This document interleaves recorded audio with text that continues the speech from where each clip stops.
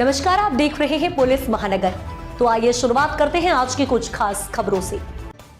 देश के सबसे अमीर महानगर पालिका बीएमसी में सत्ता को लेकर सियासी हलचल तेज हो गई। खासतौर पर मुंबई मेयर पद को लेकर महायुद्ध के भीतर खींचतान खुलकर सामने आ गई।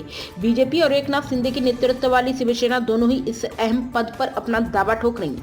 मुंबई महानगर पालिका के मेयर पद को लेकर भारतीय जनता पार्टी और शिवसेना के बीच चर्चाओं का दौर शुरू हो गया है। दोनों ही दल बीएमसी में अपनी अपनी ताकत के आधार पर मेयर पद चाहते हैं।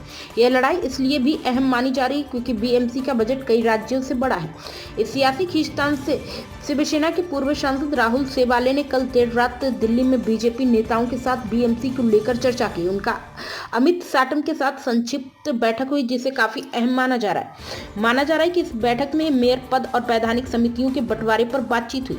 बीएमसी चुनाव में शिवसेना ने बीजेपी के मुकाबले कम सीटें जीती हैं, फिर भी वह मेयर पद पर जोरदार दावा कर रही है। शिवसेना का तर्क है कि मुंबई उसकी पारंपरिक राजनीतिक जमीन रही है और प्रशासनिक अनुभव के लिहाज से मेयर पद उसी के पास रहना चाहिए।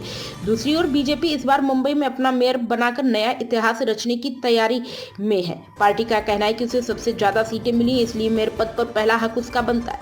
साथ ही बीएमसी की वैधानिक समितियों पर कब्जे को लेकर भी दोनों दलों के बीच जबरदस्त रस्साकसी चल रही है। बीएमसी चुनाव में बहुमत बीजेपी शिवसेना गठबंधन के पास है। बहुमत के लिए जरूरी 114 सीटों से 4 ज्यादा सीटें दोनों दलों ने मिलकर हासिल की हैं। बीजेपी को 89 और शिवसेना को 29 सीटें मिली हैं।